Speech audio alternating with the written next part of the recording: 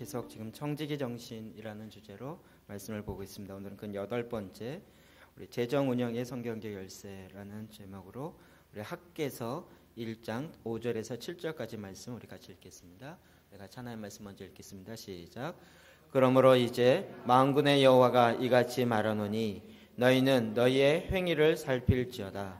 너희가 많이 뿌릴지라도 수확이 적으며 먹을지라도 배부르지 못하며 마실지라도 흡족하지 못하며 입어도 따뜻하지 못하며 일꾼이 싹을 받아도 그것을 구멍 뚫어진 전대에 넣음이 되었느니라.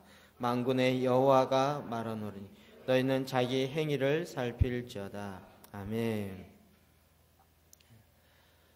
우리는 이 땅에 구원받은 하나님의 백성으로 또 하나님으로부터 이 땅에 행해야 될 많은 책임 또 그런 일들을 부여받은 하나님의 청지기로 이 땅 가운데 살아갑니다. 이 땅에 우리가 그리스도인으로 살기 위해서는 하나님이 우리에게 하신 말씀을 잘 알 뿐만 아니라 또한 우리가 살려고 하는 이 땅에 어떠한 사탄의 역사가 있는지 우리의 대적인 원수가 사탄이 어떠한 존재인지를 바로 알 때 우리가 싸워 승리할 수 있습니다. 적을 알고 나를 알면 백전백승이라 그랬죠.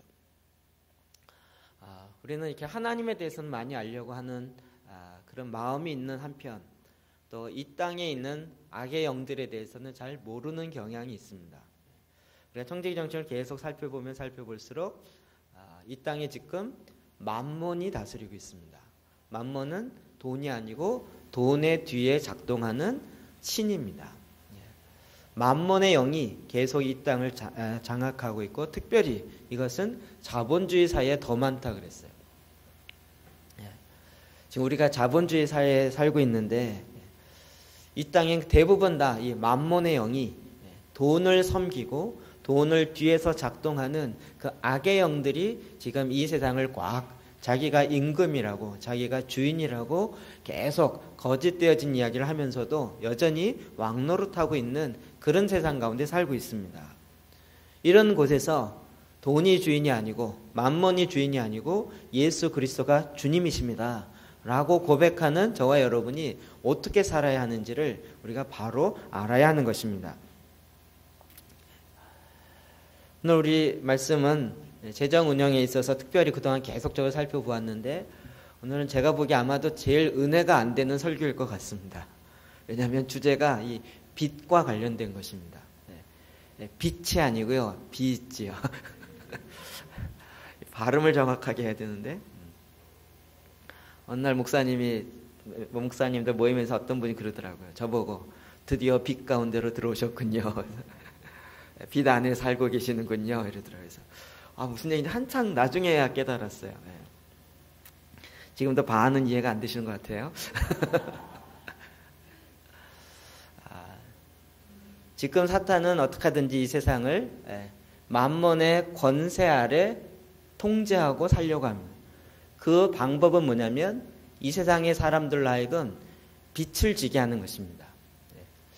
그럼 이것이 그냥 내 개인의 삶에 불과하다라고 할지 모르지만 전체 지금 세상의 흐름은 세상에 있는 많은 모든 사람들 하여금 이 빚지게 하는 일들을 계속 전략적으로 꿈꾸고 있고 그것을 실제로 행하고 있습니다. 우리가 이 마지막 때에 대해서 알면 알수록 우리의 적그리스도가 어떻게 지금 세상을 장악하려고 하는지를 명확하게 점점 더 드러나고 있습니다. 이 가장 대표적인 것이 현재 미국에서 일어나고 있는 일들입니다. 미국이 지금 이 자본주의를 이끌어가는 가장 대표적인 국가라고 하지만 그러나 속 사정을 보면 사실은 가장 비참한 국가이기도 합니다. 이미 언론을 통해서 혹은 인터넷이나 다른 걸 통해서 미국 경제의 실제를 고발하는 그런 내용들이 굉장히 많이 있습니다. 여러분 조금만 찾아보면 알 수 있을 것입니다. 미국이 지금 짓고 있는 빚이 어느 정도냐면 1776년부터 1980년까지 약 200년 동안 그냥 그 국가가 지고 있는 빚이 1조 달러였습니다. 1달러가 1,000원이라고 계산할 때 1,000만 달러, 1,000만 조 원. 너무 커가니까 1조 원이 아니라 1조 달러니까 우리나라 돈으로 환산하면 1000만 조 원이 지금 미국이 현재 국가 부채로 갖고 있습니다. 200년 동안 걸려서 지은 빚이에요. 그것이 작아지는 것이 아니라 점점 커갔습니다. 그런데 이 1조 달러 1000만 조 원에서 2000만 조 원 되는데 앞에는 200년 걸렸는데요. 뒤에는 몇 년 걸린지 아십니까?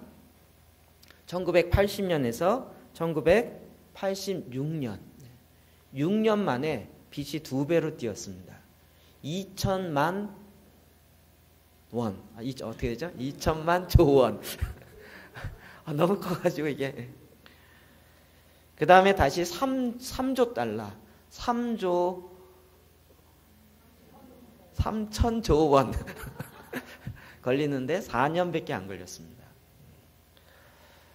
1990년도에 그리고 1994년도에는 5조 달러 5천조 원 5천만 조 원 5천억 조 원 맞나요? 막 헷갈리네요. 너무 크니까 이제 계산이 안 되시죠.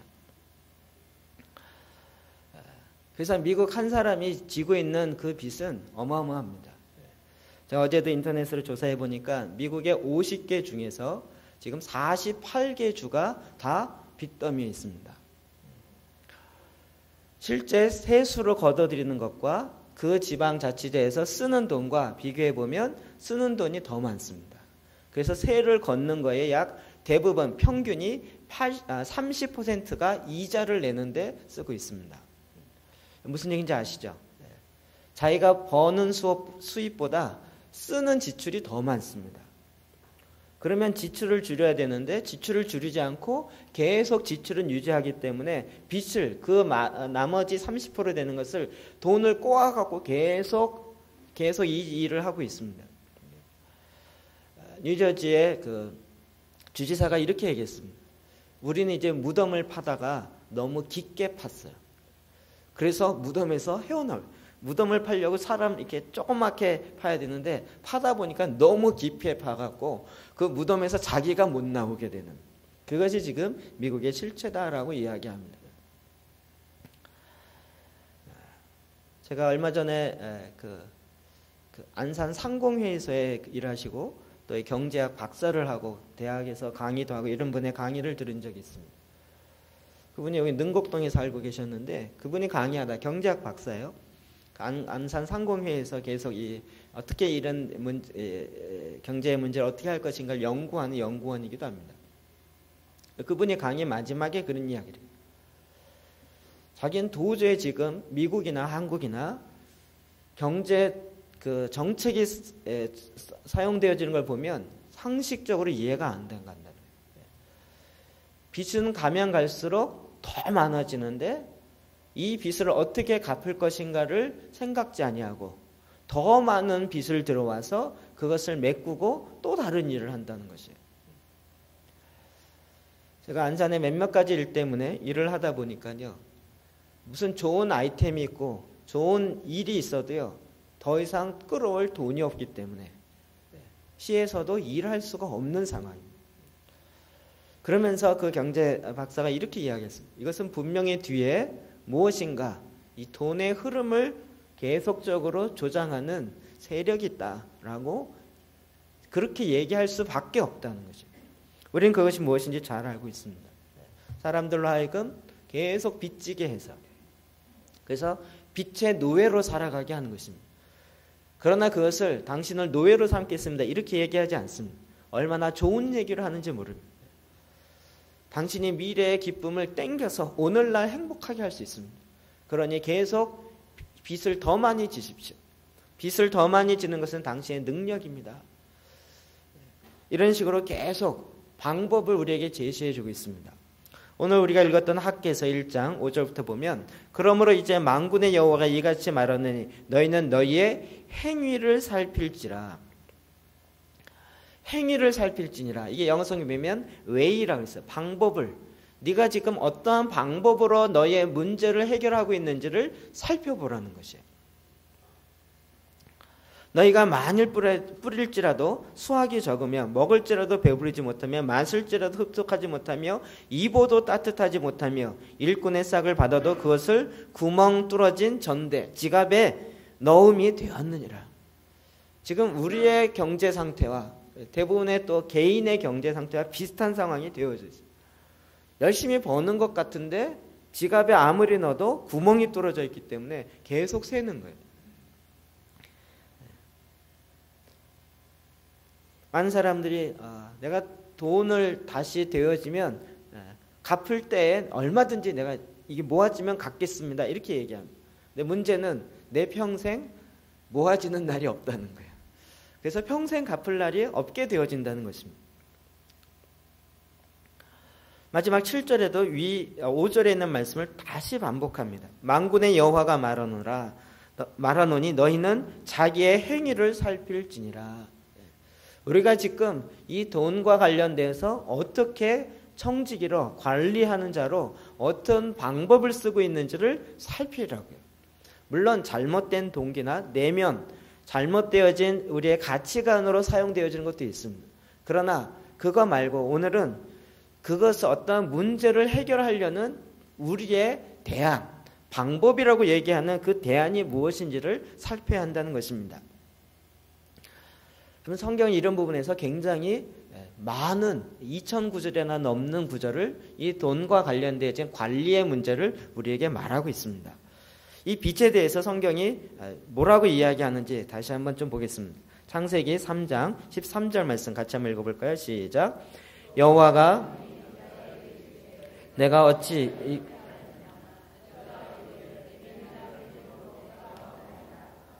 아멘.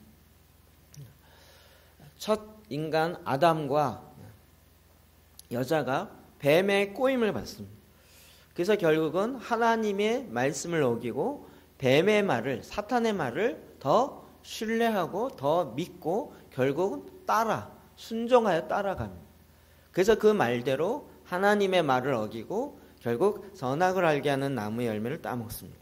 이때 하나님께서 여자에게 말하는 이 말씀, 뱀이 너를 깨물어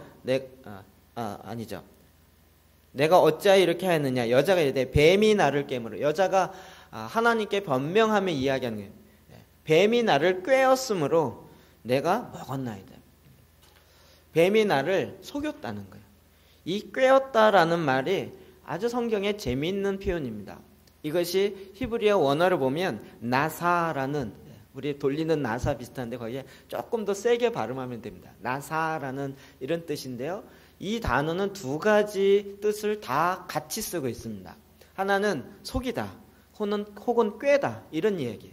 그래서 여자를 속였다, 여자를 꿰다 이런 이야기인데 또 같은 뜻으로 사용하고 있는 게 뭐냐면 이자를 받고 빌려주다라는 단어의 뜻도 있습니다. 그래서 성경은 이 부분에서 나사라는 단어가요 오히려 더 많이 사용되어지는데 성경 사정에 보면요 5391번이나 이 나사라는 단어를 써요. 5300번이 넘게요. 그러니까 사탄이 계속 속이고 또 꿰고 혹은 이자를 주고 빌려주는 거예요. 이자를 받으려고 이렇게 돈을 빌려주는 그것을 이야기합니다. 결국 이 말은 무슨 말이냐면 우리가 선악을 알게 하는 나무를 따먹었다. 이 얘기의 다른 의미는 뭐냐면 사탄이 이자를 받아먹으려고 얼마나요? 평생 받아먹으려고 우리를 꿰가지고요 살짝 사과나무의 열매를 주는 거예요. 근데 그것이 굉장히 먹음직하고 보암직스러워서 그냥 받아 먹는 것이죠. 그러면 경제의 논리에 이게 굉장히 중요한 그 개념인 것입니다. 아주 재미있는 글을 하나 봐서 여러분 그대로 좀 읽어주고 싶습니다. 여러분 은행에서 많이 쓰는 것이 이제 모기지론이라는 걸 씁니다. 첫 번째 모기지론이라는 시가 있습니다. 제가 하나 읽어드릴게요. 이 땅에 잡초라고는 없었고 자라나는 식물은 씨에서 난 것이 아니었네. 하나님의 뜻이 그들로 그곳에 있게 하셨고 산들 바람과 향기로운 공기가 감싸고 있었네. 각종 모양과 색색의 꽃들 붉은색과 오렌지빛, 흰색과 푸른빛, 나무에 자라는 이끼들과 그리고 바람 따라 흔들리는 넝쿨들, 한밤의 부드러운 달빛, 대낮의 밝은 햇살, 달콤한 향기와 노래하는 새들, 사람의 말로는 다 할 수 없었다네. 꽃길 사이로 그들은 걸었고 사랑의 젊은 꿈을 함께 나누었네. 몇 년이 얼마나 빨리 지나갔는지. 아담과 하와가 처음 결혼했을 때가 그대에게는 온 세상이 기쁨이었지. 다른 소년들이 질투도 없이, 마음을 어지럽게 하는 고통도 없이, 그녀가 남을 더 사랑할까 두려워하지 않았기에 그렇게 서로를 기쁘게 하였네. 나무 사이에 하와가 쇼핑을 가기까지는. 그녀는 애플 소스를 만들기 원했고 그리고 뱀 한 마리로부터 사과를 샀네. 그날 밤 아담이 차를 마시러 왔을 때 그녀는 말했네. 당신을 위해 애플 소스를 만들었어요. 그녀는 아주 달고 맛있게 만들었고 그래서 아담은 그것을 받아 정말 먹었네. 그리고 그녀는 그것이 좋다고 떠들었고 왜냐하면 의심할 것 없이 그것을 샀기 때문이었지. 샀다라는 게 경제 논리를 이야기하는 거예요. 그리고 나서 아마도 그 사과뿐 아니라 그녀는 감람 이파리 옷도 샀을 것이네. 어떤 상인이든 그러하듯 드디어 뱀이 청구서를 들고 왔네. 그리고 아담은 지불하기를 거절하였고 그리고 그 뱀을 쫓아버리려고 하였네. 그래서 주님은 적대심을 지으셨네. 여자와 그 뱀 사이에, 그리고 주께서 적대심을 말씀하시되 둘의 씨 사이에 자녀들 낳는 걸 얘기해요. 둘의 씨 사이에 있을 것이라고. 그리고 그 씨가 뱀의 머리를 상하게 할 것이라. 그리고 대신 너는 그의 발꿈치를 상하게 할 것이라. 그리고 여기에는 그 약속을 처음으로 이루었네. 빛을 갚으러 오신 그분으로 인해 그 뱀이 그의 주위에 숨었을 때 마귀는 그의 고객에게 다가왔고 그리고 그는 나를 온전히 갖기 위해 말하였네. 내가 내 혼의 융자를 받겠다. 그리고 아담은 융자를 주었네. 그 뒤에 살았던 모든 영혼의 것이었네. 그 융자가 형성되었을 때 모든 것이 얼마나 빨리 변하여 버렸는지. 질병과 아픔, 근심과 고통, 그림자와 슬픔, 가뭄과 비, 불화와 살인, 모든 죄, 이 융자가 끌어들인 것이라네. 산들바람은 없고 폭풍이 불며 나무 사이에 새가 비명을 지르며 잡초와 강아지 풀이 자랐네. 가시나무와 엉겅퀴도 이제 아담은 그의 먹을 것을 위하여 동산을 파고 잡초를 뽑으며 그는 가물 때나 젖은 때나 땅을 갈았네. 당신은 그 늙은이가 땀을 흘리는 것을 보았어야 했지. 하루 종일 늙은 아담은 땅을 갈았고 그리고는 집에 가서 젖소에 우유를 짰고 그리고는 돼지와 닭을 먹었고 주저앉아 투덜거렸네. 모든 단 것은 쓴 것이 되었고 만나는 친구마다 적이 되었네. 매가 참새를 노리고 광풍은 큰 나무가지를 흔들었다네. 이 심오한 시가 이해되십니까?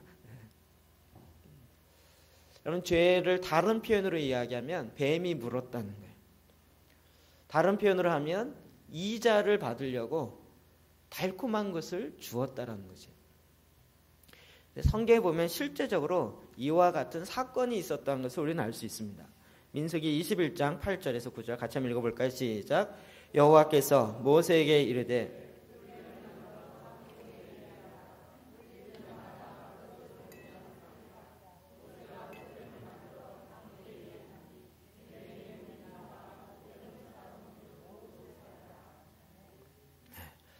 뱀의 이스라엘 백성들 하나님에 대해서 원망하고 불평할 때 그 뱀이 와서 물었습니다. 여기서 그 물렸다라는 표현이 바로 아까 얘기했던 나사라는 표현으로 하고 있습니다. 뱀에게 물렸다, 즉 뱀에게 꼬였다라는 표현도 있지만 다른 말로는 그것이 좋아 보여서 이자를 조금 주고 샀다는 거예요. 결국 여기에 빠진 사람들마다 다 죽게 되었다는 것이죠. 그리고 실제로는 그것으로 인하여 죽은 경우도 나타난 것입니다. 이 빛이 얼마나 빨리 크는지, 빨리 이렇게 불어나는지요. 금방 지나가는데 어떨 때는 원금보다 더 커져 버리는 그런 상태에 가게 되는 것입니다. 그것을 내가 갚겠다 그래요. 근데 평생 갚으려고 그래도 이 갚아지지 않는 빛으로 더 커지는 것입니다. 여러분 굉장히 재미있는 표현 아닙니까? 우리의 지금 자본주의 사회 안에서 계속 빛이 우리로 하여금 발음을 잡고 늘 빛만 발음해서 빛이 우리에게 정말 계속적으로 다가오려고 하는 것입니다. 성경은 하나님 우리에게 정확하게 이렇게 말하고 있습니다. 여러분 신명기 23장 20절 말씀을 읽어볼까요? 시작. 내 형제에게 구워주거든 이자를 받지 말라. 그리하면 내 하나님 여호와에게 내가 들어가서 차지할 땅에서 내 손으로 하는 범사의 복을 내리시리라. 아멘. 하나님이 이자 그 자체가 죄악이다 이렇게 얘기하진 않았어요. 이방인들에 대해서는 그렇게 이야기했습니다. 이 타인에 대해서, 이방인에 대해서는 이자에 대한 이야기를 하셨습니다. 그러나 형제에게 구워주거든 이자를 받지 말라라고 이야기하고 있습니다. 왜 하나님이 굳이 이렇게 이야기하겠습니까? 그것은 이 빚이 계속 사람들로 하여금 빚의 노예로 살아가게 만들기 때문에 그렇습니다. 그래서 그 근본 자체를 주님이 하지 말라라고 하셨습니다. 그래서 성경은 이자 놀이를 하는 것을 금합니다. 우리가 얘기하는 고리대금이나 또 뭐라 하죠? 이자를 받기 위해서 하는 그런 직업이나 이런 것들을 성경에서는 금합니다. 주님이 그러면서 아예 여기다가 도장을 찍어 주셨는데 그건 뭐냐면 그리하면 내 하나님 여호와께서 내게 들어가서 차지할 땅에서 내 손으로 하는 범사의 복을 내리시리라. 네가 가나안 땅에 들어가서 거기에서 하게 되어지는 내 손으로 하는 일에 범사의 복을 내리시려는 거예요. 하나님이 인간을 창조하시고 인간에게 명령하신 것은 이 땅을 다스리라라고 하는 핵심적인 것입니다. 하나님은 우리로 하여금 이 경제 활동을 통하여 새로운 일을 창조하고 만들어내고 그리고 그것을 가지고 잘 관리하라, 다스리라라고 하는 것이었습니다. 그런데 이 이자를 갖고 논다는 얘기는 자기가 새로운 창조를 안 하겠다는 것이에요. 그냥 있는 것만 갖고 가만히 앉아서 수입을 벌겠다는 거예요. 하나님이 인간을 창조해 놓은 목적과 반대로 가는 것입니다. 그러하기 때문에 주님은 오히려 형제들에게 이자를 받지 말라라고 정확하게 말하고 있는 것입니다. 오늘 설교가 은혜가 안 될 거라고 제가 미리 얘기했죠. 굉장히 심각해지시는 분이 몇 분 계셔서 제가 굉장히 조심스럽습니다. 제가 여러분의 상황을 잘 몰라서 그냥 모를 때 얘기하는 게 좋겠다 싶어서 지금 얘기하는 겁니다. 또 목사님 어떻게 내 뒷조사를 다 했지 이렇게 생각하지 마시고 제가 그냥 말씀을 있는 그대로만 말씀드립니다. 자, 그래서 이제는 우리가 마땅히 이 경제의 흐름이 어떻게 되는지 알고 또 사탄이 어떻게 이거를 끌고 가려고 하는지를 바로 알아서 바르게 대처하는 바른 청지기적 정신이 우리 가운데 필요한 것입니다. 그러기 위해서는 다시 우리가 말씀으로 돌아가야 하는 것입니다. 우리 잠언 22장 6절 어떻게 말씀하는지 봅시다. 시작. 마땅히 행할 길을 아이에게 가르치라. 그리하면 늙어도 그것을 떠나지 아니하리라. 부자는 가난한 자를 주관하고 빚진 자는 채주의 종이 되느니라. 아멘.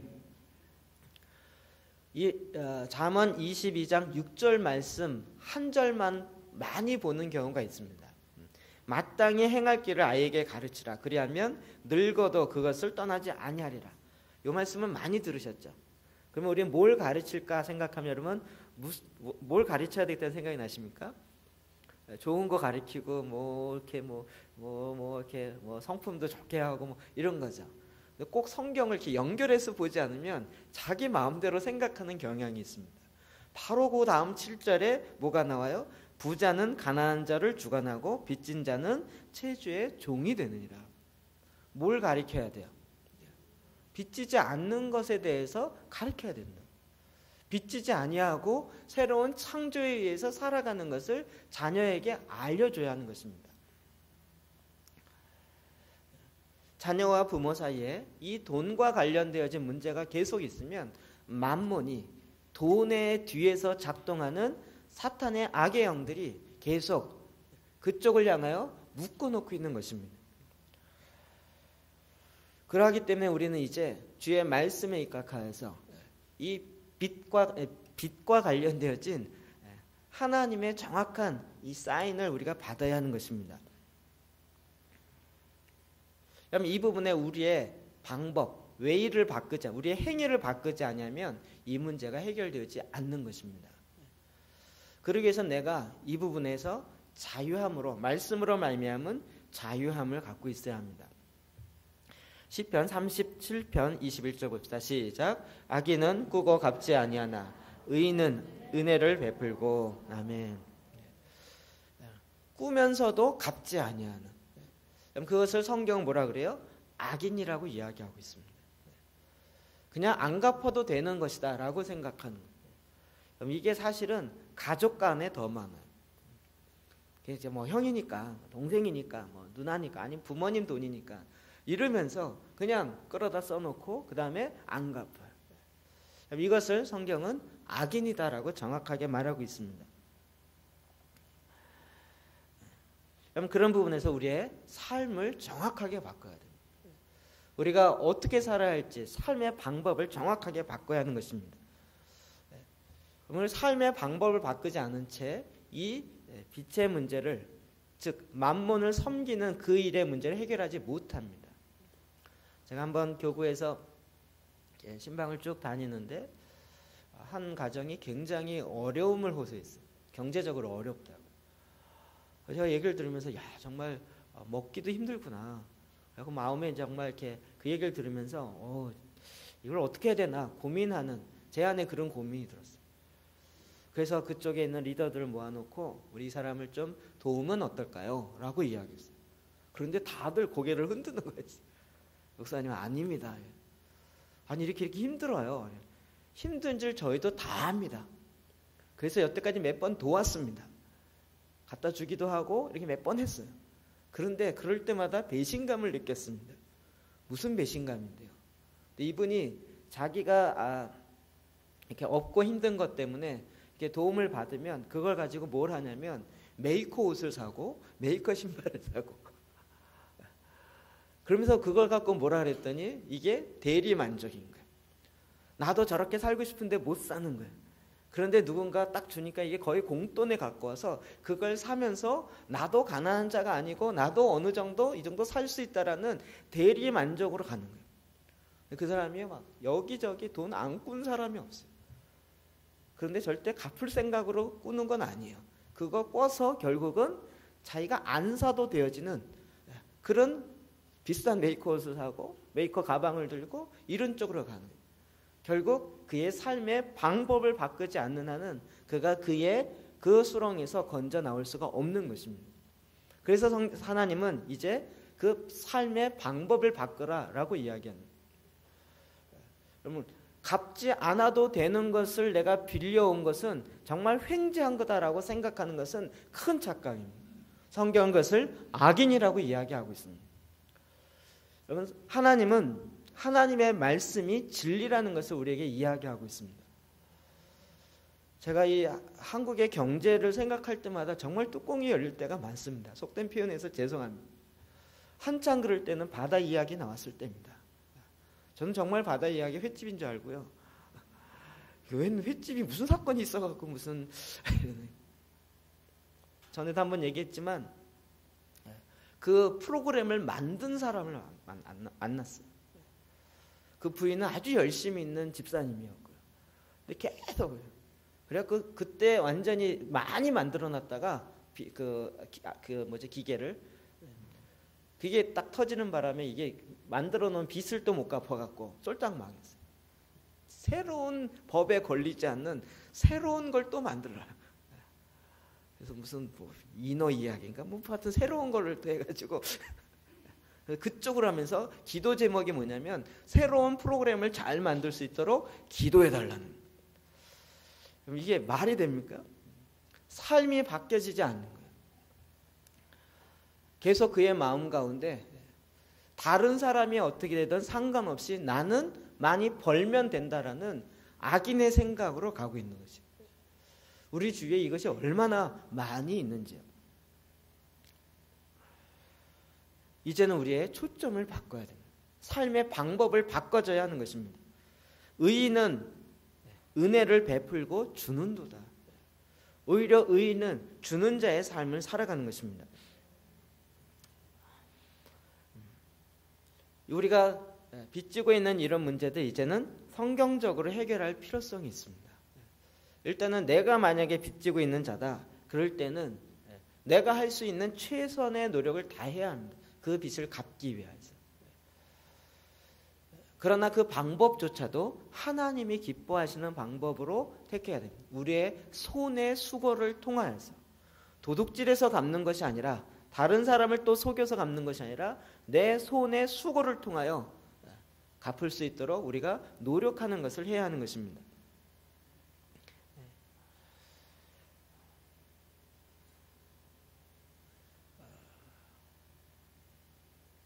하나님이 주시는 방법 외에 세상이 주는 달콤한 방법을 자꾸 쫓아가지 마십시오.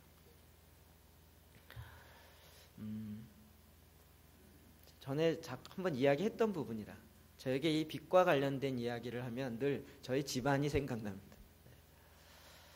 몇 번 말씀드렸지만 제가 초등학교 6학년 때부터 저희 아버님이 음식점을 하기 시작. 원래는 이제 군대에 18년인가 계셨다가 특무 상사로 제대하셔서 또 지금 교통국이라고 하는 그 당시 수로국이었는데 거기에 근무하시다가 결국은 이제 뭐 상사가 잘못했는데 본인이 누명 쓰고 나오셨어요. 제가 초등학교 3학년 때였습니다. 그때 초등학교, 그러니까 제가 초등학교 1학년 때부터 3학년 때까지는 저희 집안이 최고로 잘 나갈 때였습니다. 저희 아버님이 땅 한 200평 되어지는 그 정도 되어진 곳에 집을 본인이 직접 지었어요. 은평구 가련동에 딱 거기 매일 가보고 제가 한번 가봤는데 그 집 무너졌더라고요. 그래서 그 집을 다 앞에 마당이 넓고요, 집을 쫙 지고 진지 3년도 안 돼서 결국은 광수 엄마 사건이 일어났습니다. 그 동네에 있는 한 아줌마가 있었는데 저희 집보다 더 큰 집에 있었어요. 그래갖고 소위 말하는 개놀이 같은, 전 뭔지 잘 모르겠는데 그래갖고 본인이 이렇게 개주 역할을 하다가 뭐라죠? 개 제일 오야지라 그러나요? 개주라 그러나요? 그래갖고 동네 아줌마들 워낙 집이 크고 잘 사니까요. 다들 그래갖고 이렇게 하고 그리고 개인적으로도 돈 빌려주고 하루 저녁에 싹 하고 이사 가고 도망갔어요. 그래갖고 동네가 난리 났어요. 그 전까지는 저희 집 재정을 저희 어머니가 하셨는데요. 그 이후로는 저희 어머님이 안 하고 평생 저희 아버님이 돈 관리를 하셨습니다. 그래갖고 그 강수 엄마 잡으러 다닌다고 한 3년을 쫓아다니시고 찾아다니시고 한 5년인가 다니셨던 것 같아요. 그리고 나중에 이제 이렇게 보니까 저희 어머님이 늘 컨디션이 안 좋고 그러면 잘 때 막 헛소리를 하시는데 평상시 너무나도 조용하시고 너무나도 얌전하시고 모든 또 일본에서 많이 사셔갖고 모든 교양과 일본의 그런 문화에 싹 있으신 분이 잠자다가 헛소리를 하기 시작하면 거의 쌍욕이 나오기 시작하면서 2년부터 시작해갖고 막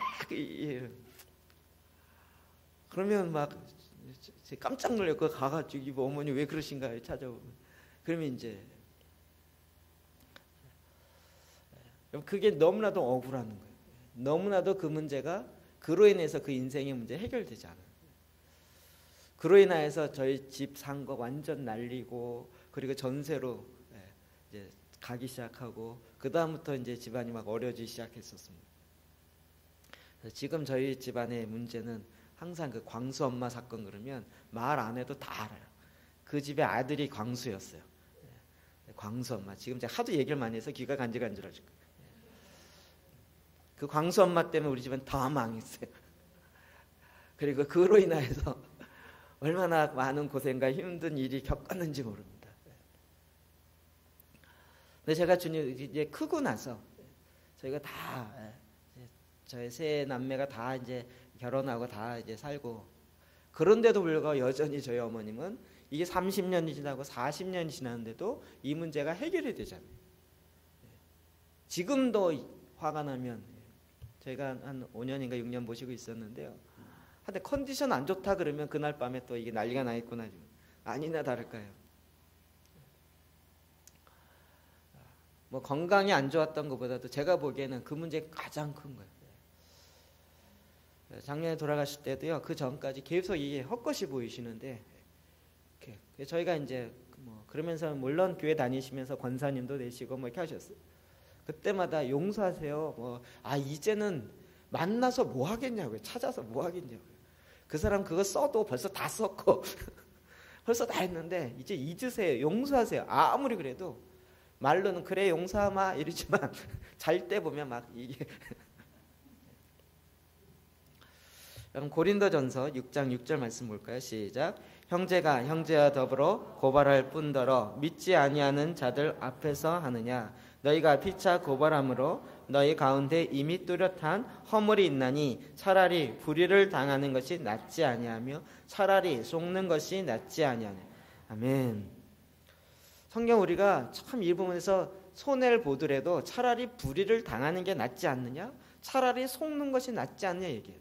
왜요? 그거 하나 묶여 있어 갖고요 40년 50년을 그 삶에 묶여 있는 거예요. 그게 1억이 되었던 2억이 되었던 내 평생에 모은 재산이 됐다 할지라도 결국 거기에 묶여서 나머지 40년 50년을 계속 이 원수를 갚아야지 이를 갈면서 살다가 결국 인생을 끝내셨단 말이에요.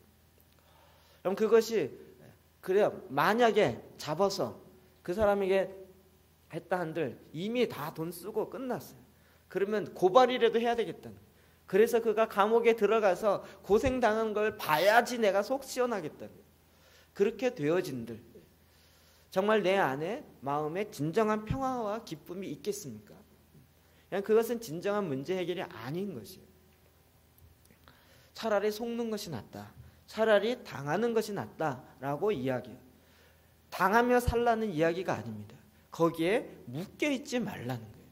하나님은 우리에게 주신 은혜와 진리가 얼마나 큰데 그것으로 말미암아 그 돈 때문에 자기가 잘못한 것이 없고 자기가 손해보고 있지만 그러나 이제 그 문제로부터 해결할 수 있는 길을 주님은 우리에게 주시는 것이에요. 차라리 불의를 당하는 것이 낫지 않겠느냐.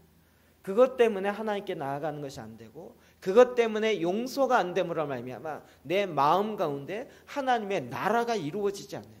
내 마음에 하나님의 평강이 사라져요. 조금만 컨디션이 안 좋으면 막 나도 통제할 수 없는 그런 무의식 세계 속에서는 여전히 그것이 나오는 것이에요. 주님은 산상수훈 가운데 희한한 말씀을 하십니다. 마태복음 5장 40절 말씀 시작. 또 너를 고발하여 속옷을 가지고자. 아멘. 이게 무슨 말씀일까요? 우리가 잘못한 것도 아닌데 우리를 고발했어요. 그래서 우리의 속옷을, 이거 얼마나 수치스러운 일입니까? 그런데 이럴 때 어떻게 하라고요? 거독같이 주라는 거예요. 이게 말이 안 되는 얘기. 이게 정말 무슨 성자라도 이렇게 하기 쉽지 않은. 근데 왜 이것을 하라고 하실까? 이 얘기는 무엇일까요? 이것은 오히려 이 경제적인 개념으로 보면 정확하게 무슨 말인지 이해가 되어지는 것입니다. 이것은 돈의 논리로 그것에 대응하지 말라라는 거예요. 나를 고소하고 속옷까지 달라고 하는 사람은 결국 돈으로 말미암아 사는 사람이고 돈을 섬기면서 사는 사람.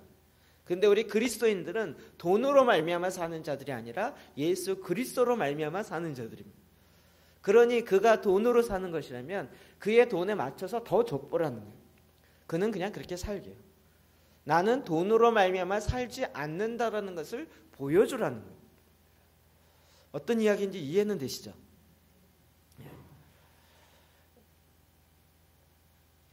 주님은 우리가 그리스도인으로 살아가면서 특히 이 자본주의 사회 안에서 모든 나의 공급자가 하나님이시고 주님으로부터 나를 채우신다라는 이 놀라운 믿음의 진리 가운데 거하여 사는 것입니다. 우리의 인간의 욕심을 벗어버리면 얼마든지 그리스도 안에서 자유함으로 살아갈 수 있습니다. 그래서 우리가 그리스도 안에 거하는 삶이 무엇인지를 알아야 합니다.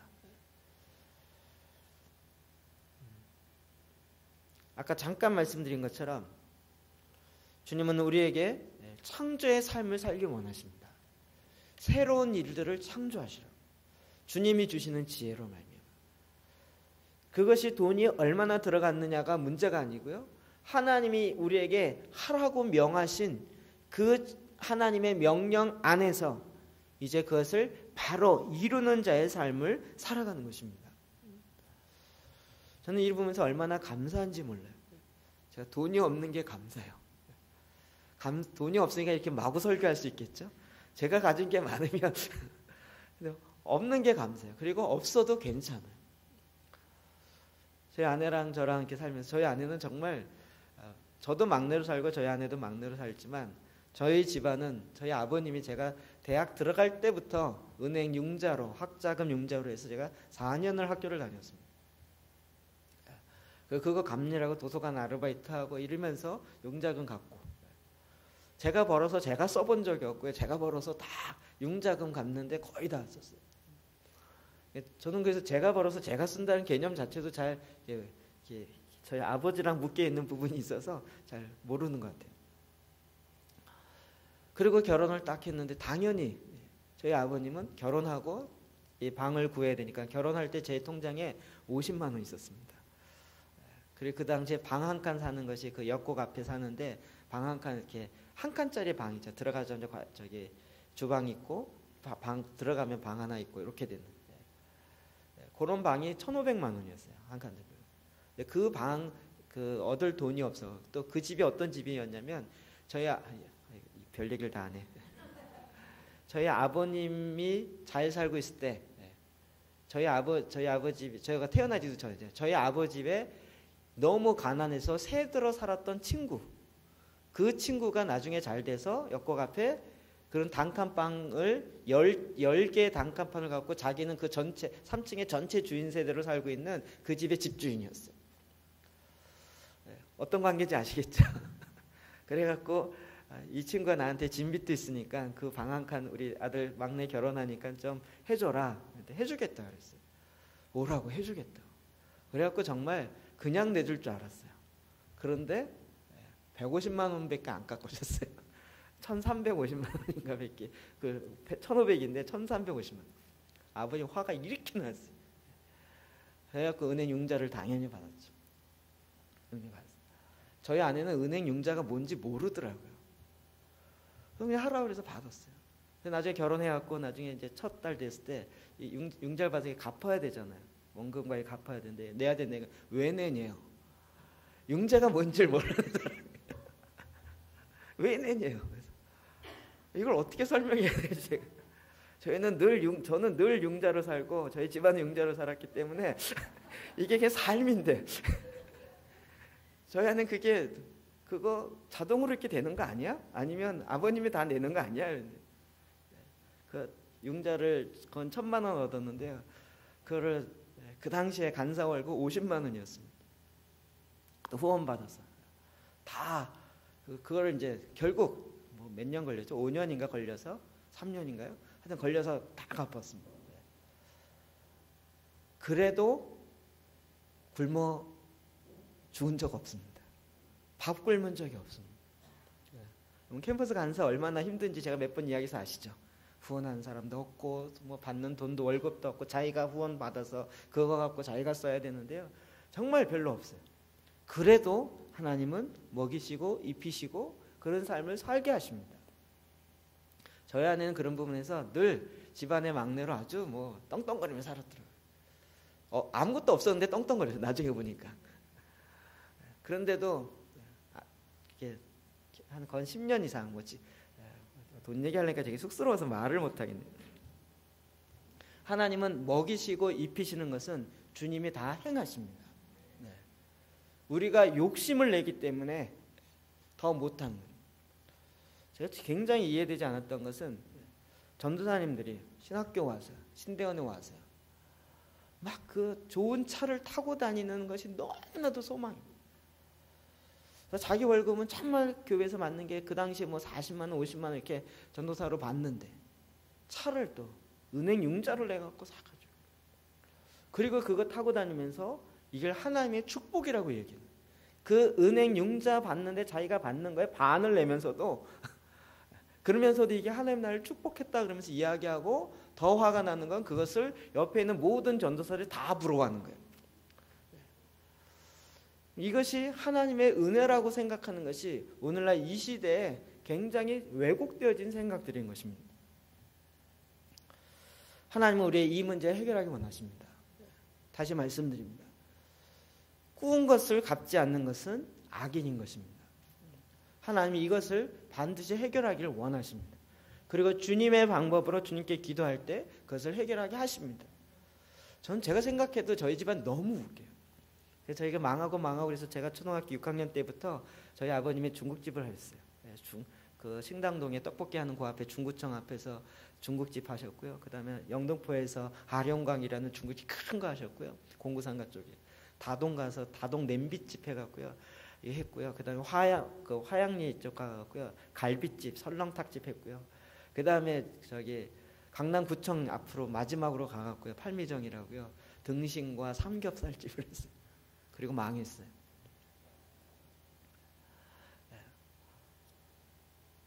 망해갖고 빚이 너무 많아갖고요. 일수가 하루에 많을 때 14명 했어요. 14명. 이걸 갚을 방법이 없었어요. 근데 어떻게 갚았을까요? 저는 어떻게 갚아줬는지 몰라요. 아버님 그걸 이제 그만 포기하세요. 그런데 그걸 포기하면 뭐 빚을 완전히 지고 끝내는 거니까 끝까지 그러다 쓰러지시고 저희가 완전히 빚잔치를 할 생각 다 하고 법무사 알아보고 막 이러면서 다 준비를 해놨어요. 아들들이 와서 사인하면 안 되는데 아들들은 하여튼 숨어야 되는데 기도원에 가 있든지 세무자들이 와갖고 가족들 해서 네가 대신 갚으라고 사인해야 된다고 엄청 협박한다는 거예요. 그러니 너는 절대 하지 마. 나타나지 말라. 그러면 이제 빚이 이게 자녀에게 오는 거니까. 준비를 다 하고 있는데 아버님 끝까지 안 오셨어요. 그러다 우연치 않게 그 가게가 5년 동안 내놨는데 못 팔았어요. 근데 정말 기도하는 가운데 하나님 그 가게를 팔게 하셨어요. 그리고 나서 빚이 그 당시에 뭐 4천만 원인가 5천만 원 있었어요.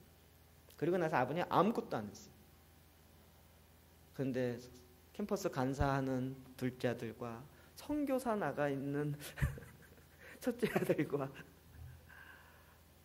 6년인가 지났는데 빚이 끝났다는 거예요. 어떻게 해요? 근데 말씀을 안 하세요. 나중에 알고 봤더니요. 선교사 나가 있는 형이 좀 내고 이래갖고 이 빚이 끝났어요. 제가 보기엔 이건 기적입니다. 하나님의 역사이시고요. 기적입니다. 선교사가 후원받는 것으로 자기 삶과 지금 방글라데시에서 지금도 있는데요. 자기 사역과 자기가 하기에도 만만치 않은데 그 중에 또 일부 내서 이렇게 하고요. 어쨌든 이게 어떻게 갚아진지 저는 몰라요. 근데 다 끝났어요. 다 끝났어요. 본인의 방법으로 본인의 노력을 하려는 것보다 그냥 딱 내려놓고 하나님 앞에 그때부터 이제 더 교회 열심히 나가기 시작하셨는데 그리고 나서 그냥 하나님께 나아갔더니요. 하나님이 그 문제를 끝내셨어요. 하나님은 우리가 그리스도 안에서 자유함으로 진정한 하나님의 백성으로 살기를 원하십니다. 이 일을 위해서는 우리가 빚지지 않는 것뿐만 아니라 더 적극적으로 해야 할 것이 있습니다. 그것은 의의 열매를 거두는 것입니다. 고린도후서 9장 9절 10절 말씀 봅시다. 시작. 기록된 바 그가 흩어 가난한 자들에게 주었으니 그의 의가 영원토록 있으리라 함과 같으니라. 심는 자에게 씨와 먹을 양식을 주시는 이가 너희 심은 것을 주사 풍성하게 하시고 너희 의의 열매를 더하게 하시리라. 아멘. 하나님께서 우리에게 오히려 이제는 너희에게 주어지는 것으로 지난주 말씀드린 것처럼 의의 열매가 더 풍성하게 맺히게 하는 그 삶을 살기 시작하라는 것입니다. 성경은 계속 우리로 하여금 의의 열매가 맺혀지는 그 삶으로 나아가라는 것이에요. 이것이 하나님의 방법입니다. 우리의 재정을 어떻게 사용했는가? 할 수만 있는 대로 의의 열매가 맺혀지는 쪽으로. 그래서 심는 것을 우리에게 주셨다. 심을 수 있는 걸 주셨다는 거예요. 그리고 성경이 이야기하는 것처럼 우리 주위에 가난한 자들을 항상 있게 하셨어요. 주님이 우리 주위에 가난한 자가 있게 하신 것은 우리로 하여금 축복하기 위함입니다. 예수님 때에도 가난한 자가 있었고 지금 자본주의가 이렇게 퍼져가는 이 사회, 이 상황에서도 가난한 자는 영원히 있습니다. 성경에 얘기했어요. 가난한 자는 너희 주위에 영원히 있었느니라. 그래서 그들에게 나누라는 거예요. 그것이 바로 의의 열매가 되어진다는 것입니다. 여러분, 이것은 단지 무슨 믿음으로 천국 가고 이 얘기 아닙니다. 아주 구체적이고 실제적인 노골적인 이야기입니다. 너희에 주어진 그 가난한, 너희가 써도 부족할 수밖에 없는 그런 재정이라 할지라도 그 중에 1%라도 가난한 사람들에게 나누는 이 삶을 살라는 것이에요. 오늘 제가 아침에도 계속 요즘에 빌립보서 1장 9절에서 11절 말씀이 제 안에 얼마나 큰 은혜가 되는지 모릅니다. 내가 너희를 위해 기도하노라. 너희 사랑을 지식과 모든 총명으로 점점 더 풍성하게 하자. 하나님, 내 안에 하나님의 사랑이 풍성하게 해주십시오. 근데 사랑은 그냥 내 감정이 풍성해지는 것이 아니라 지식과 하나님의 모든 총명으로 더불어 풍성해지는. 그래서 어떻게 해요? 지극히 선한 것을 분별해요. 하나님이 뭘 기뻐하시는지, 지극히 선한 것이 무엇인지 우리가 알아요. 뿐만 아니라 내 삶에 진실하며 허물 없이 그리스도의 날까지 이루고 그리스도로 말미암아 의의 열매가 풍성하여서 하나님께 영광과 찬송이 되게 하라. 나의 삶 속에 하나님이 나를 보면서 야, 너는 내가 너를 너무 영광스럽게 생각한다. 너는 나의 찬송이다. 너는 나의 기쁨이다. 이렇게 되게 하라고요. 어떻게 될 때 그게 돼요? 내 삶에 의의 열매가 풍성히 맺힐 때. 그 풍성히 맺히려면 어떻게 해야 돼요? 네, 사랑이 있어야 돼요. 그 사랑은 지식과 총명으로 넘쳐야 돼요. 뿐만 아니라 하나님의 지극히 선한 것이 무엇인지를 알아야 돼요. 분별해야 된다. 그리고 진실하고 허물이 없는 그 삶을 우리가 살아가야 하는 것입니다. 이것이 바로 하나님이 기뻐하시는 의의 열매가 되어지는 거예요. 그 열매조차도 예수 그리스도로 말미암은 의의 열매가 풍성히 맺히기를 주님이 원하시는 것입니다. 여러분, 이렇게 살 수 있도록 주님은 우리 주위에 많은 여건들을 두셨다는 것입니다. 가장 실제적인 방법은 무엇이냐면 여러분이 수입 받는 것을 내가 나중에 많이 모여지면 쓰리라 이것이 아니고요. 그냥 봉투를 준비하는 것입니다. 이런 얘기 혹시 들어보셨나요? 딱 받는 날 딱 봉투 앞에 딱 해갖고 이거는 11조 헌금, 이거는 뭐죠? 생활비, 이거는 우리 뭐 부모님께 드리는 것, 이게 딱 정해진 거 있잖아요. 근데 이건 뭐 이자 나가는 거 딱딱딱 정해진 거 있잖아요. 그거의 퍼센테이지를 정하라는. 그래서 정말 내가 여행 가는 걸 좋아하면 퍼센테이지로 1%를 모으라는 거예요. 봉투에다가 여행 경비 1%. 그래서 이걸 2년 모으든 3년 모으든 모으다 보면 요 모아진 봉투를 가지고 딱 들고 가서 여행을 가고 내가 기뻐하는 걸 하는 거예요. 이게 죄악이 아니고요. 이게 굉장히 지혜로운 것입니다. 거기에다가 뭘 집어넣어요? 심을 수 있는 걸 집어넣으라고요. 저희 아내는 어디서 배웠는지 이걸 하더라고요. 딱 하면요, 이렇게 장롱 문을 열면 이렇게 편지꽂이가 있는데 거기에 봉투가 다다다닥 있어요. 그러면 딱 하면 일단 그 앞에 서가지고 이렇게 이건 봉투에다 넣어요. 봉투에다. 봉투 앞에 이름이 적혀 있습니다. 11조, 이건 또 뭐 어디 쓴 딱딱딱 모아. 그래 놓고 거기에 내가 정말 이거 해야 되겠다 그러면 거기에 퍼센테이지를 짓는 거예요. 퍼센테이지. 1%를 하겠다. 2%를 하겠다. 그래서 내가 마땅히 하나님이 기뻐하시는 것에 심는 일들을 하는 것이에요. 이것이 하나님이 기뻐하시는 의의 열매가 되어집니다. 저는 이렇게 없는 것이 얼마나 감사한지 몰라요. 없는 것이 구차하지 않고요, 편해요. 지난주 말씀드린 것처럼 이 사렙다 과부가 주님 앞에 나와 헌금할 때요, 전부를 바쳐요. 2렙 돈을 바칠 때. 우리는 전부를 바치기가 참 쉬워요. 없는 사람은 주님 여기 전부를 바칩니다. 그래도 얼마 안 돼. 전부를 바칩니다. 이러죠. 가진 게 많으면요, 이 전부 바치기가 참 힘들어요. 한 100분의 1 내려도 이게 막 손이 떨리고 이러는 거예요. 여러분, 제가 없는 거를 감사하는 비결을 알려주시는 거예요. 알려드리는 거예요. 자족하기를 배우는 거예요. 있으나 없으나, 내 손에 있으나 다른 사람 손에 있으나 다 주의 것이에요. 이런 믿음 있으십니까? 우리가 주의 뜻으로 가면 하나님께서 이걸 하라 그랬을 때는 그것을 할 수 있는 재정도 다 이미 마련해 놓으셨어요. 문제는 그 재정이 내 주머니에 있는 것이 아니라 다른 사람 주머니에 있다는 것뿐이에요.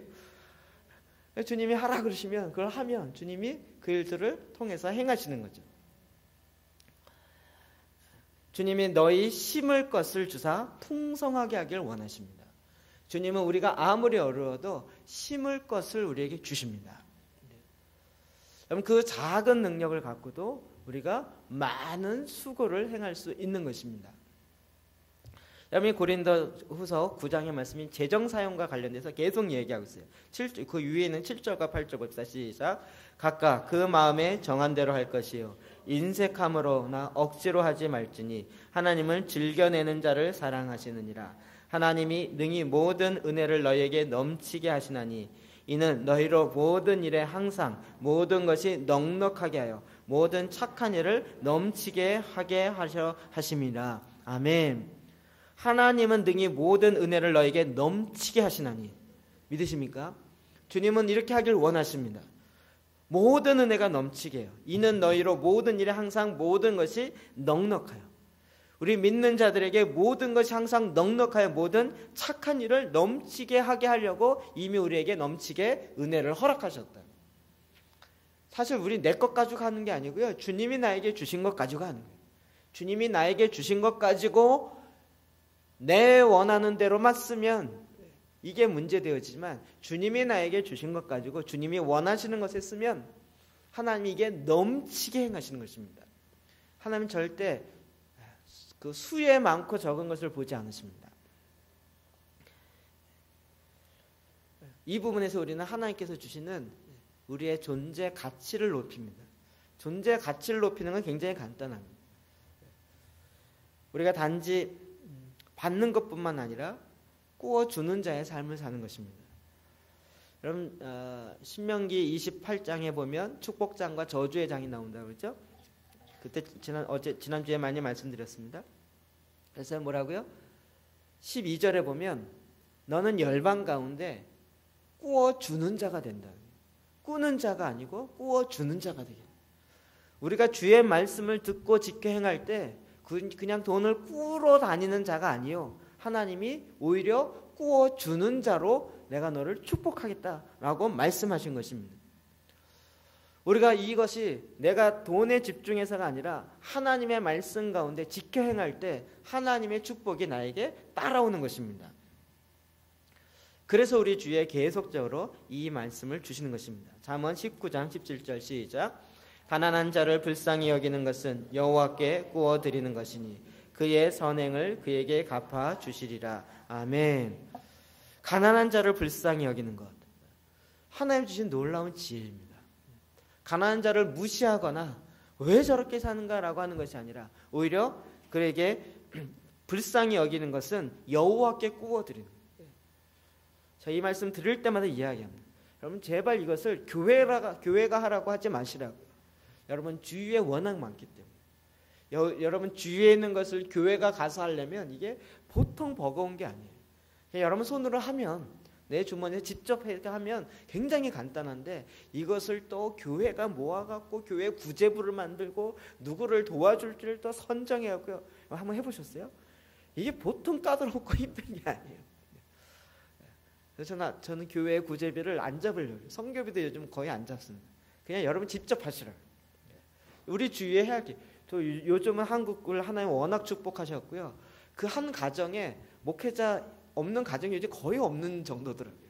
친척이나 이렇게 보면요, 다 있어요. 목사님 있든 선교사가 있든 다 있어요. 거의 다 있더라고요. 거기 직접 하시라. 그럼 하나님이 충분히 너의 선행을 그에게 갚아주시는 그 일들을 행하십니다. 우리는 이제 빚에 대해서 자유하기를 원하십니다. 계속 발음이 안 되네. 하나님의 교회 가운데 하나님이 마지막 소아시아 7교회 하나님의 말씀을 주실 때 이 얘기를 참 많이 하셨습니다. 특별히 마지막 라오디게아 교회에게 했던 말씀입니다. 라오디게아 교회 요한계시록 3장 14절입니다. 라오디게아 교회의 사자에게 편지하라. 아멘이시여 충성되고 참된 증인이시여 하나님의 창조의 근원이시니가 이르시되 내가 내 행위를 아노니 내가 차지도 아니하고 뜨겁지도 아니하도다. 내가 차든지 뜨겁든지 하기를 원하노라. 주님은 지금 사실이요, 자본주의 사회, 공산주의 사회 여기를 바라보시는 것이 아니고요, 그 안에 있는 하나님의 교회를 바라보십니다. 그 교회를 바라보시면서 주님이 원하시는 것은 그의 행위를 보는 거예요. 내가 내 행위를 아노니. 주님은 우리의 어떻게 살아가는지, 어떠한 삶의 방법으로, 어떠한 웨이로 살아가고 있는지를 계속 바라보시는 거예요.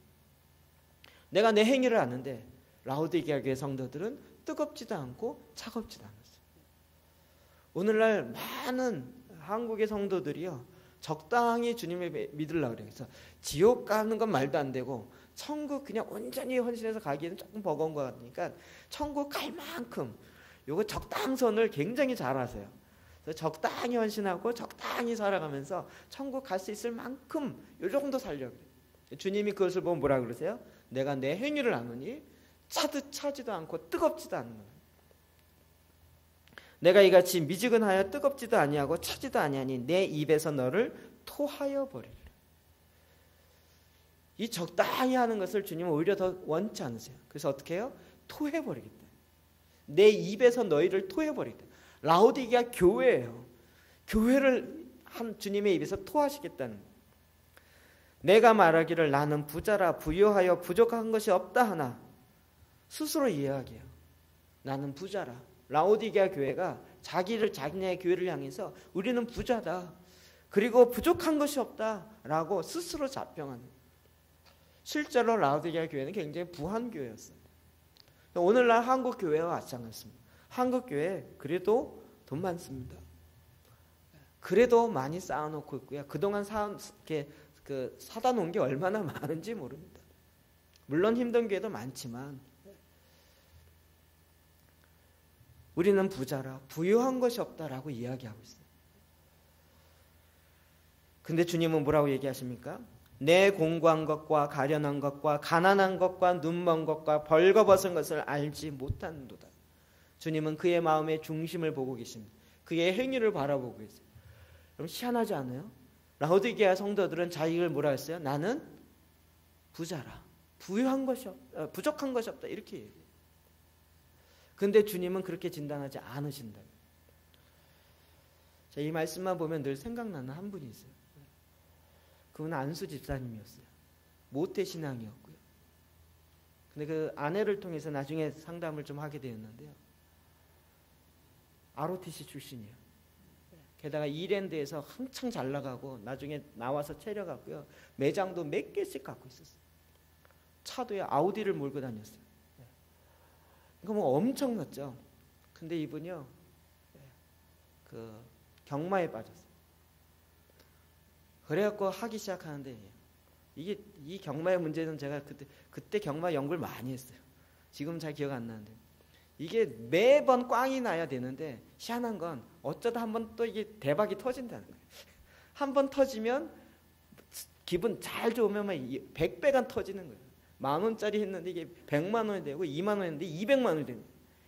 이게 그래 놓고 그걸 갖고 집에 오면 다행인데 이게 다음에 또 하면 또 터지라 생각하고 그 200만 원을 다 쏟아. 그래도 기분이 너무 좋은 거예요. 가능성을 봤기 때문에.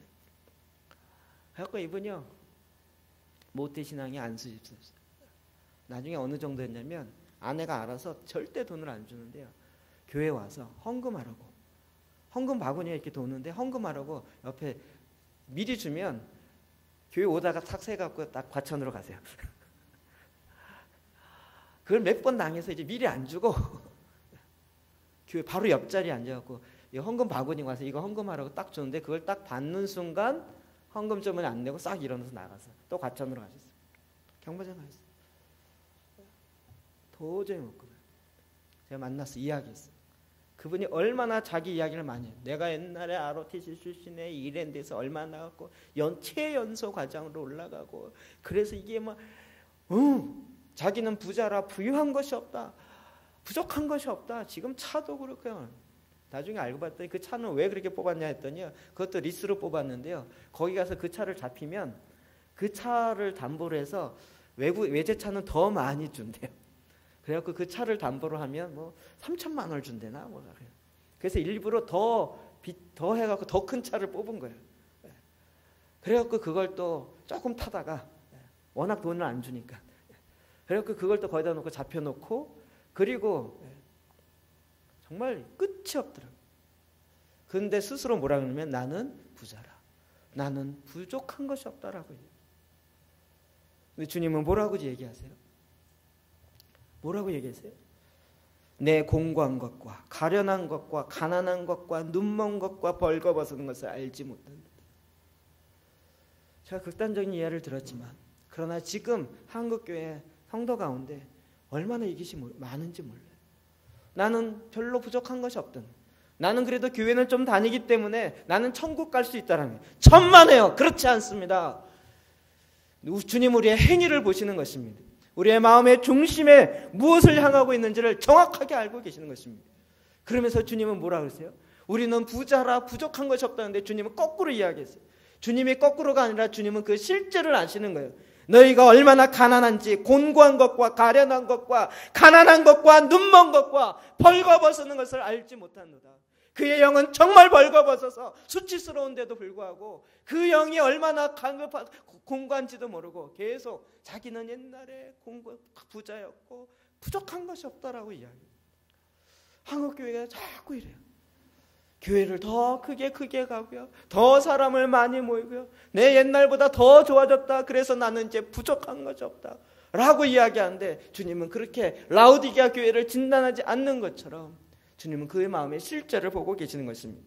그래서 뭐라고 얘기하십니까? 내가 너를 권하노니 내게서 불러 연단한 금을 사서 부유하게 하고 금으로 연단되어진 금을 사라는 거예요. 이거 뭐예요? 고난을 차라리 사라는 거예요. 내 삶의 고난을 사라는 거예요. 고난을 통하여서 오히려 부유하게 하라는 거예요. 세상에 볼 때는 그 고난으로 고생하고 있는 것지만 하나님은 그것을 보면서 네가 내 이름으로 인하여 고난받는 것은 나에게 부유한 것이다 라고 주님은 말씀하시는 거예요. 뿐만 아니라 흰옷을 사서 벌거벗은 수치를 보이지 않게 하라고. 흰옷이요, 거룩한 흰옷은 의의 옷을 이야기합니다. 예수 그리스도로 말미암아 거룩함을 다시 회복하라고. 우리가 전에 옛날에 잘 살았던 것을 다시 회복하는 이것이 목적이 아니고요, 이제는 너의 수치를 가리라고요. 전에는 돈으로 말미암아 살았던 그 삶에서 이제 하나님 나에게 다시 축복 주셔서 또다시 부자가 되게, 이것이 아니고요, 이제는 너희가 흰옷을 사서 너희의 수치를 가리라고요. 하나님의 의와 하나님의 거룩으로 다시 회복하라고요. 안약을 사서 눈에 발라 보게 하라고요. 여러분, 라우디게아 지방에 실제로 안약이 약품이 많이 나왔어요. 그 약품으로 인해서 개발이 많이 돼서 만약 이것이 도시가 부하게 되었어요. 도시가 부하니까 교회가 많이 부하게 되었어요. 주님은 뭐라 하세요? 차라리 안약에 있어서 너희의 눈먼 것에 다시 볼 수 있도록 너희 눈에 바르라는 거예요. 물은 내가 사랑하는 자를 책망하여 징계하노니 그러므로 내가 열심을 내라 회개하라. 주님이 이렇게 말씀하세요. 제가 이 말씀을 준비하면서요, 여러 재정과 관련되어진 한국교회에서 어떻게 이야기해요? 저는 이런 설교를 해본 줄 않았어요. 이 청지기 이야기하면서 이걸 다룰 수밖에 없겠다. 그리고 지금 이제 마지막으로 다루는데, 그리고 들어보니까 정말 이 빚과 관련되어진 메시지를 제 자신도 들어본 적이 없어요. 돈 관리는 이렇게 해야 된다라고 들어본 적이 없어요. 어렸을 때부터 교회를 다녔고 계속 다녔지만 헌금하라는 이야기가 아니잖아요. 하나님이 주신 청지기로 어떻게 살아야 할지를 우리가 배웠어야 하는데요. 그것을 배워본 적이 없고 그냥 하나님이 축복하셔서 사업이 잘 돼가고 교회 헌금 많이 하면 이게 축복이라고 착각한 거예요. 여전히 만몬의 신에 잡혀 있어서, 돈의 신에 잡혀 있어서 그 돈이 주는 것으로 하나님께 많이 드리면 내가 축복받은 것이라고 착각하는 거예요. 그럼 그것이 아닙니다. 주님은 우리의 마음의 중심을 보시는 것입니다. 그래서 물론 내가 사랑하는 자를 책망하여 징계하노니 그러므로 내가 열심을 내라 회개하라. 우리의 행위를 바꾸라는 거예요. 너희의 손의 수고로 말미암아 그 수고의 열매로 하나님께 영광을 돌리라고요. 볼지어다 내가 문 밖에 서서 들으노니 누구든지 내 음성을 듣고 문을 열면 내가 그에게로 들어가 그로 더불어 먹고 그는 나와 더불어 먹으리라. 너무나도 유명한 요한계시록 3장 20절의 말씀.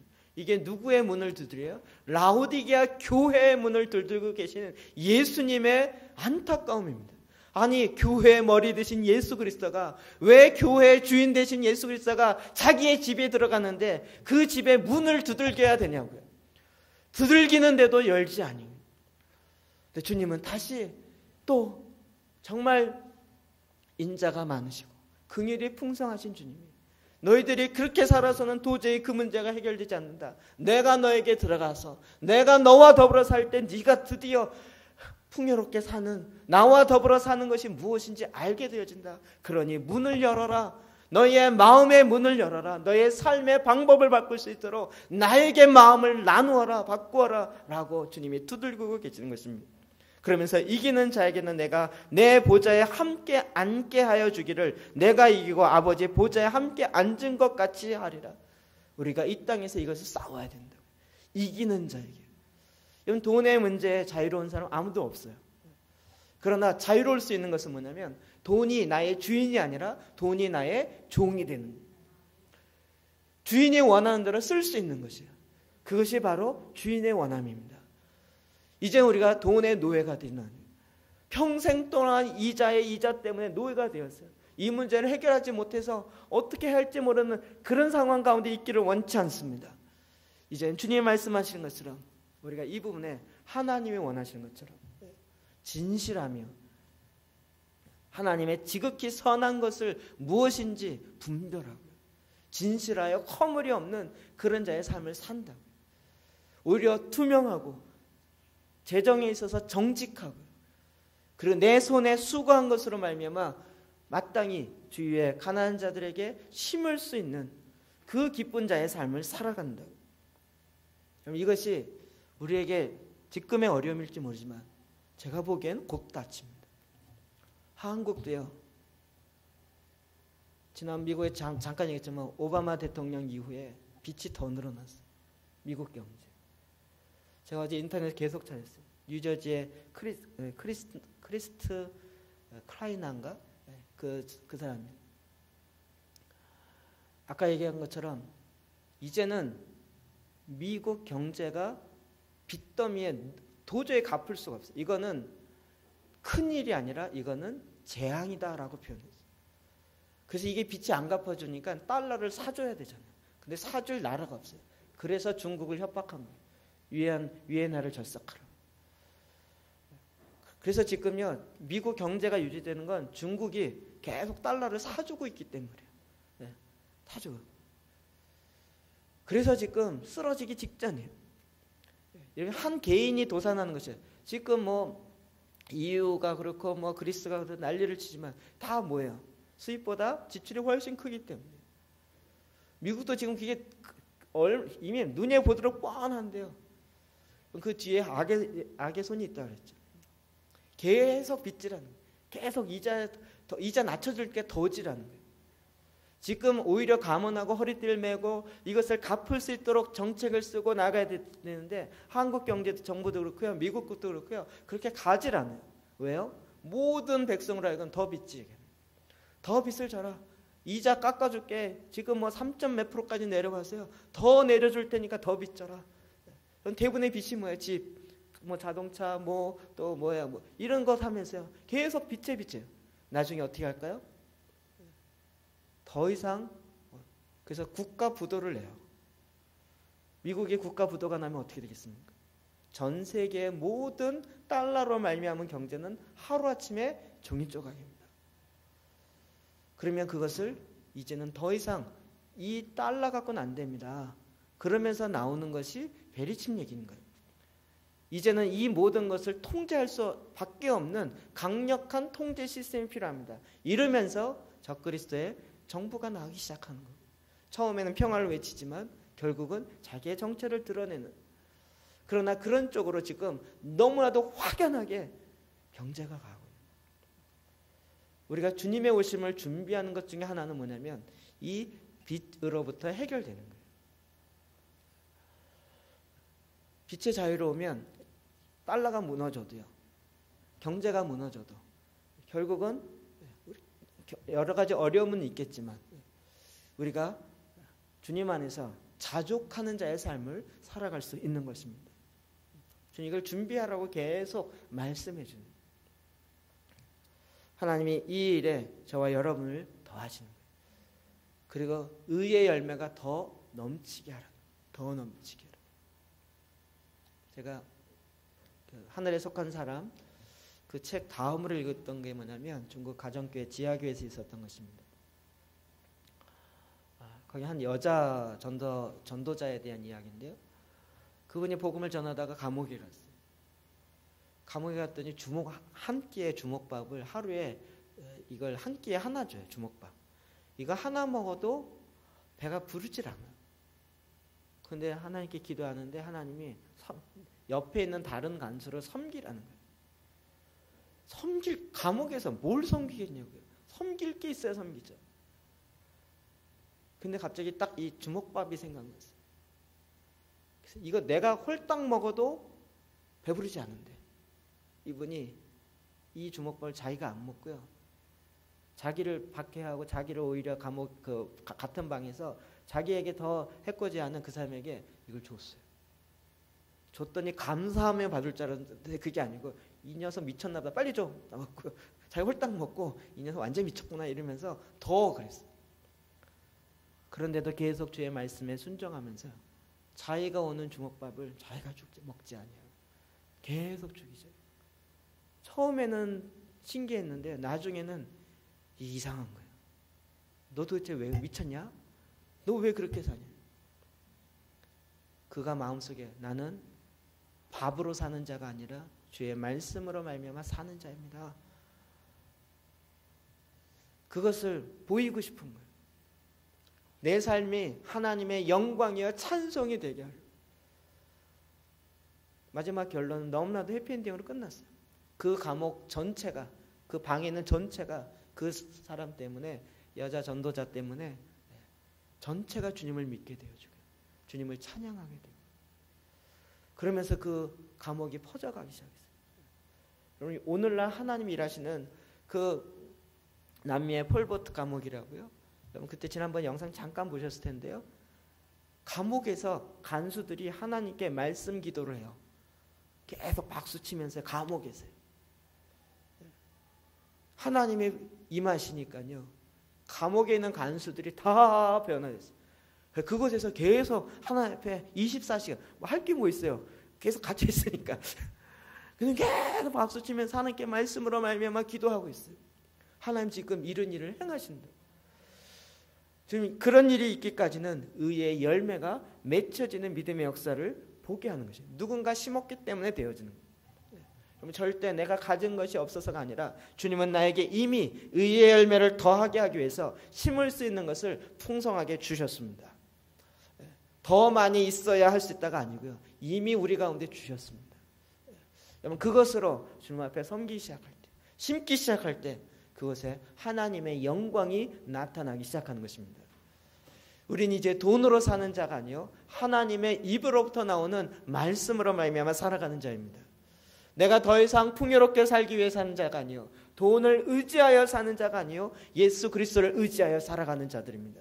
이제 그 주님으로 말미암아 사는 그 삶을 우리의 삶의 현장에서 살아내기 시작할 때 주님이 드디어 일하시는 것을 많은 사람이 보게 되어지는 것입니다.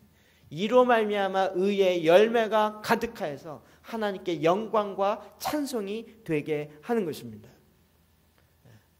주님은 이제 저희들에게 정말 하나님의 영광 받을 수 있는 많은 일들을 이미 맡겨 놓으셨습니다. 이미 우리 가운데 허락하셨습니다. 이제 우리는 주의 말씀 의지하여 의의 열매가 풍성히 맺히도록 기도하며 주님의 말씀 앞에 순종하며 돈의 노예가 아닌 지갑의 노예가 아닌 예수 그리스도의 자녀로서요 이 땅의 삶을 살아가시기를 주의 이름으로 축원합니다. 기도하시겠습니다.